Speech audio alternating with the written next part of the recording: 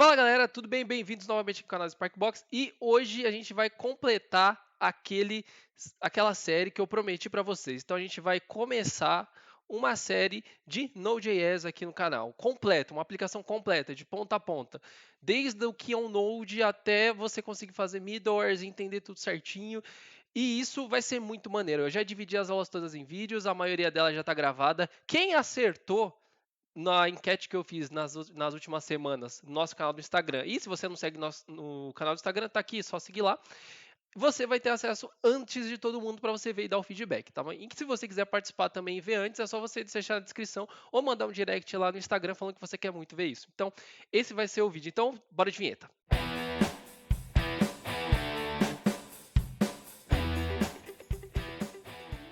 Hoje, a primeira aula que eu vou mostrar para vocês aqui, como é que vai funcionar isso aqui. Primeiro eu vou desmistificar o que é e o que não é essa série. Essa série não é o speed coding. Se você não sabe o que é speed coding, é aqueles caras que ficam codando loucamente, rápido pra caramba, parecendo que a mãe tá na fogueira. Não, não é isso que vai acontecer. É uma forma mais leve de vocês entenderem, então o ritmo vai ser ok, não vai ser um ritmo muito acelerado, também não vai ser muito é, fraco. Então, vai ser um ritmo legal para vocês aprenderem, porque eu quero assegurar que vocês entendam. Entendeu? Você que está vendo, você que parou para me ver essa cara feia aqui, você vai ver código que você vai entender. E eu vou explicar as coisas que vão rolar aqui nessa brincadeira. O que é? É uma aplicação real. E o que é a aplicação que a gente vai fazer? O que é o legal da brincadeira? A gente vai fazer uma corretora de criptomoedas. Isso mesmo que você entendeu. Corretora de criptomoedas. Se você não sabe, uma corretora é um local onde você vai usar para tradar, para você tradar não, para você comprar e vender criptomoedas. Tradar é outra coisa, que não tem nada a ver, mas enfim. Você vai comprar, vender criptomoedas, ter uma conta que você vai inserir dinheiro e poder sacar dinheiro. Isso tudo você vai fazer com essa aplicação que a gente faz, que eu vou te mostrar daqui a pouco. Então, essa aplicação que a gente vai fazer é uma corretora de criptomoedas. Você vai ter saque, você vai ter depósito, você vai ter compra de moedas, venda de moedas. A venda e a compra de moedas vai ser feita com é, a cotação real, então a gente vai consultar uma API nessa brincadeira, a gente vai trabalhar com token JWT, a gente vai trabalhar com conceito de middlewares, a gente vai trabalhar com divisão de responsabilidades, com uma arquitetura bem simples para você que está começando a não se confundir muito, que é a arquitetura MVC, né, Model View Controller, mas eu ainda vou acrescentar um pouco de services nela para não ficar, para introduzir esse conhecimento em cima de vocês. E esse aqui vai ser a nossa série. E agora, o que você vai precisar? Bora para a tela. Então, galera, ó, agora que a gente voltou aqui, que vocês estão vendo minha tela, o que acontece? Vocês vão precisar instalar algumas coisas aqui, que são o VS Code, o Visual Code Studio, que esse vai ser a nossa IDE, entre aspas, o nosso editor de texto que a gente vai usar. Então, baixem ele, eu já estou com ele instalado aqui, ó, inclusive está até aqui, daí vocês podem ver depois.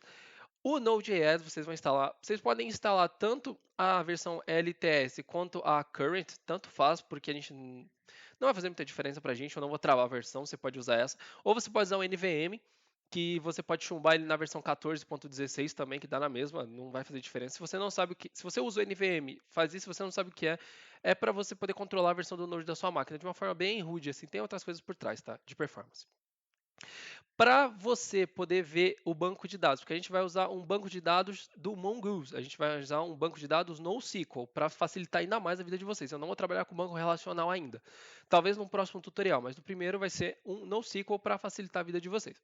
A gente vai usar o MongoDB Compass. O que isso aqui serve? Isso daqui é para você conseguir ver o seu banco de dados em tempo real. Então, cada vez que a gente colocar os dados lá, a gente vai abrir esse Mongo Compass. Eu vou abrir ele aqui depois.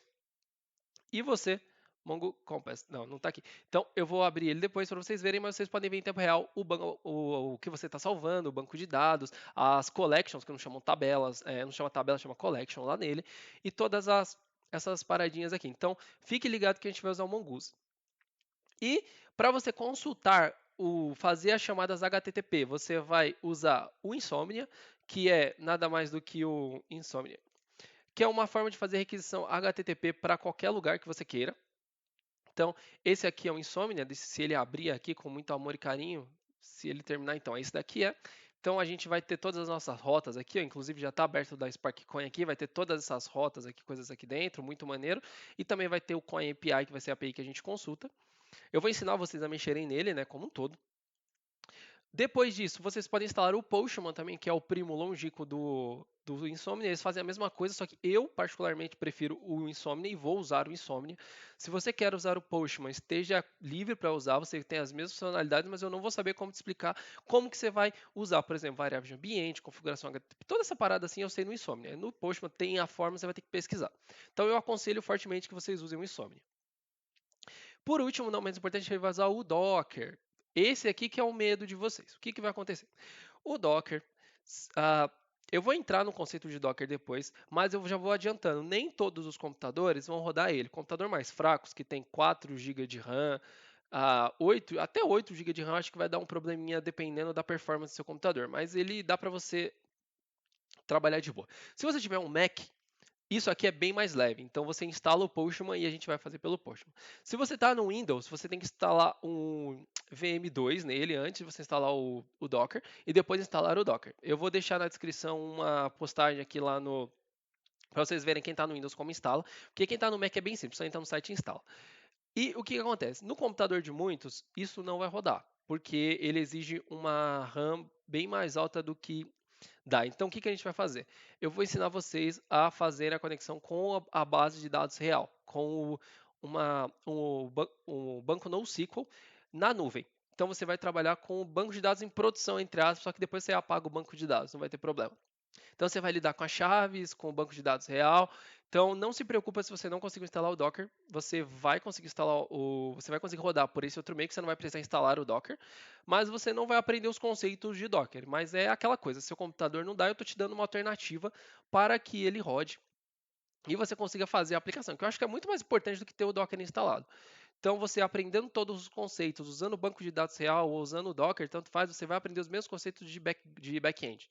Então, a gente vai te ensinar tudo isso com calma e, como eu disse alternativamente, você vai poder fazer essa aplicação mesmo sem o Docker. Então, não tenha medo se seu computador não instalou o Docker, entendeu? Então, essas aqui são todas as coisas que a gente é um overview da aplicação, como a gente vai ter que fazer. E para não ficar em vão e terminar o vídeo aqui, eu já vou fazendo o primeiro módulo aqui, que é explicando o que é um API REST. Então, vamos dar aquele cortezinho maroto e bora para a explicação. Voltamos aqui, galera, com a explicação do que é uma API REST, que eu vou fazer com vocês, então vamos lá. O que é um API REST? Então a gente vai passar por 4 tópicos básicos, que é o que é o API REST, os benefícios e algumas formas HTTP que você precisa saber. Se você não viu, a gente tem postagem sobre tudo isso, sobre o que é um API REST, sobre o que são HTTP codes, quais são os códigos HTTP, uma analogia, a mesma maneira, lá no nosso Instagram. Então, já aproveita, pausa o vídeo, segue a gente lá, porque a gente espera, isso aqui não custa nada. Também faz o seguinte, segue o vídeo, dá um curtir, pelo amor de Deus, aciona o sininho, porque eu já vi inscrito falando, eu não recebo seus vídeos. Mas, claro, o YouTube não entrega vídeo para ninguém. Nem o David Jones eu consigo ver os vídeos dele, porque às vezes o YouTube não faz questão de entregar. Então, aciona o sininho, curte o vídeo, inscreva-se no canal e você também ajuda o algoritmo a te indicar conteúdos parecidos com esse aqui que talvez você goste. Então, galera, então já deixa o vídeo e bora. Então, o que é uma API REST? API REST nada mais é do que um fluxo de entradas e saídas de requisição. Então, o que vai acontecer? Eu vou mandar uma. Pensa que eu sou um correio, eu vou mandar uma carta. Eu sou um usuário que vai mandar a carta para alguém. Então, eu vou mandar uma carta por um correio para alguém e depois eu vou obter uma resposta dessa pessoa. Ou um erro, caso a pessoa não queira me responder. Então, a gente vai fazer essa analogia aqui. Então, esse aqui é o nome bonito, né? Application Programming Interface, mas aqui todo mundo chama de API, ninguém vai te perguntar isso aqui. Ele é um fluxo, você vai trocar dados entre entre sistemas diferentes. E o que acontece? Para a pessoa que requisita, não importa a implementação. Então, não importa se o cara fez em Node, se o cara fez em Java, se o cara fez em Kotlin, em Dart, não importa. É transparente para todo mundo. Então, você consegue comunicar todo mundo com o mesmo back-end, de uma mesma forma e de formas padronizadas.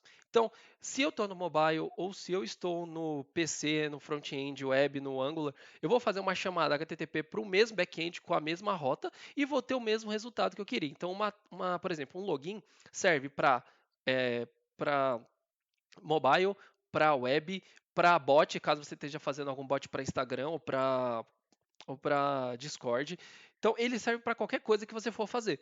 Por isso que é tão bom a gente fazer uma API, porque ela vai servir para, caso na série seguinte, que provavelmente eu vou reaproveitar isso aqui para desenhar um front, eu vou usar tudo que eu já criei aqui. Então, e como eu não preciso saber da implementação, porque para mim é transparente, dane-se.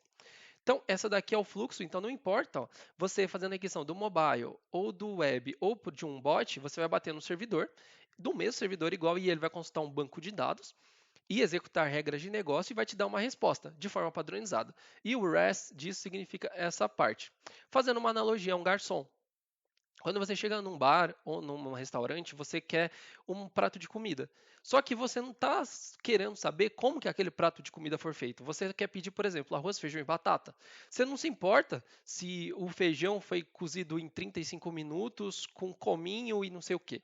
Você quer um feijão, não importa para você como que ele é feito. A responsabilidade de ser quem vai fazer é da cozinha, não é mais minha. Então, o que acontece? Eu tenho um cardápio e dentro do cardápio eu vou escolher as possibilidades do que eu tenho para fazer. Então, por exemplo, no meu cardápio eu tenho fritas, arroz, feijão e fritas, eu tenho arroz, frango e fritas, eu tenho toda a definição. O garçom vai anotar o pedido. Então, você falou, eu quero fritas com não sei o quê, daí número 2, aí ele vai colocar 02 lá. E vai mandar essa requisição para a cozinha. E a cozinha vai saber, o 02 é frango com fritas. Daí ele vai te mandar, depois de um tempo, vai passar pelo garçom e vai te mandar o frango com fritas, vai chegar na sua mesa. E você não sabe como foi feito, você simplesmente pediu, ele te retornou se você mandou as informações corretas. E se o garçom anotou errado, provavelmente o cara da cozinha vai falar, olha, não sei o que é isso. Daí o garçom vai voltar na mesa e vai te perguntar, o que você queria? Daí você vai falar o seu pedido correto. Então, dado que a entrada está correta, ou você vai ter um erro ou o esperado, que é a resposta do servidor.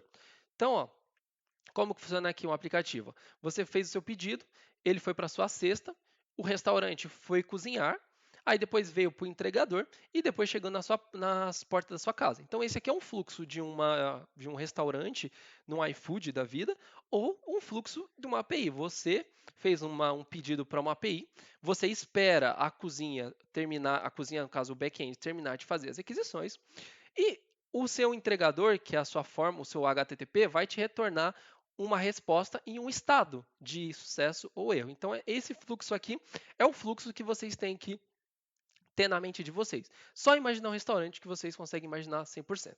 Então, o, o cardápio, ele é a documentação, então toda API boa tem uma documentação, ou um Swagger. O Swagger é a forma, ele é uma API na prática, então lá eles têm todas as rotas, a forma de, é bem mais detalhada, é uma documentação bem mais detalhada e maneira de fazer as coisas.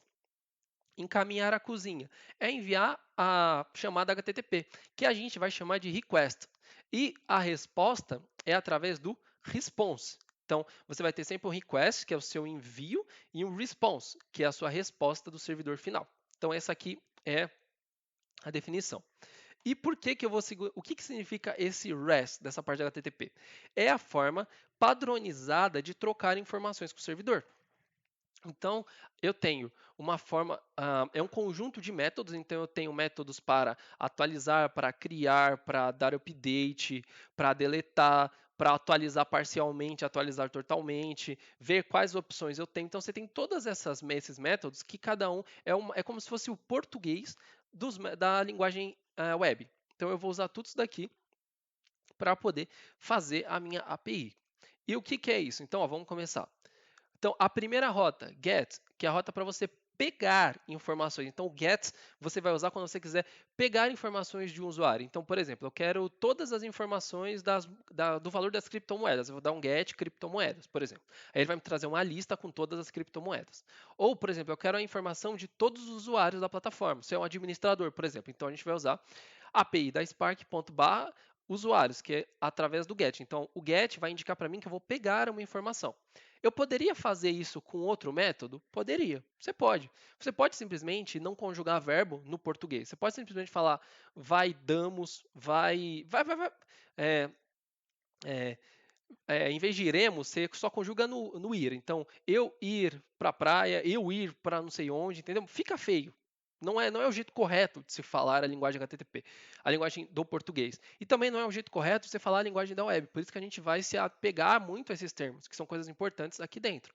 Então você tem o GET. Então, o método HTTP é o GET. O recurso ou rota é o que vem depois do .com barra. Então, esse aqui vai ser sua rota. E você pode alinhar as coisas. O post você vai usar para a criação de objetos. Então, quando eu tenho post para usuários, eu tenho noção que eu vou criar um usuário novo dentro desse cara. Então o post ele aceita o que a gente chama de body, que é um corpo com as informações que eu vou trafegar. O put é uma forma de atualizar totalmente um elemento. Então, por exemplo, imagina que você tem o seu usuário. Aí você vai alterar todos os dados dele. RG, o cara colocou tudo errado. RG, CPF, nome, tudo. Você vai atualizar 100% do cara. Então, você vai usar o método put com um parâmetro. Então, a gente usa o put para que ele vá em usuários, e esse /1 é o parâmetro, ou seja, eu vou passar, por exemplo, o ID do usuário. Então, o ID 1231 é o ID do Renan. Então, agora meu nome é João Carlos, com RG XXX19, sei lá, e vou mudar tudo que tem nele, vou alterar. E por último, o patch, que você vai fazer a mesma coisa, só que você vai alterar parcialmente o usuário. Esse daqui, galera, eu vou deixar ele, para não confundir muito vocês, ele é total, que é o put, e o outro é parcial, que é o patch. Então, na nossa aplicação, já estou falando que não vai estar 100% nessa parte. Então, eu vou usar o put para atualizações que sejam parciais ou fracionadas, não interessa. Vou usar isso para não confundir vocês e colocar muito método. Então a gente vai trabalhar basicamente com 4 métodos, que é o get, post, put e delete, para facilitar a vida, para não meter muita coisa estranha. Mas se você quiser usar o patch, sinta-se livre, porque a aplicação é sua no final do dia. Então saiba que a usabilidade dele é para isso. E o delete, que acho que ele é bem direto ao ponto que ele vai deletar as coisas. Beleza? E quais são os benefícios disso? Você troca informação com muitos front-ends independentes, você não vai precisar ficar criando uma API para cada um, você faz uma única API que serve para todo mundo, igual a gente falou no início. A forma de comunicação, como eu mostrei, é padronizada, então você tem os métodos que te ajudam, o formato dos métodos, e quando você se acostuma com eles, você vai ver que tipo, toda API se comporta igual. Se você tem um método post, você sabe que você vai criar e às vezes até atualizar alguma coisa, dependendo do jeito que foi feito. E você sempre vai trocar dados com uma estrutura padronizada de JSON, que é JavaScript Object Notation, que é uma forma de transitar os dados. E você consegue fazer isso com comunicação de serviços externos, ou seja, você está por exemplo, o seu backend está na GCP, mas você está lá na Vercel ou em qualquer outra parte de front-end.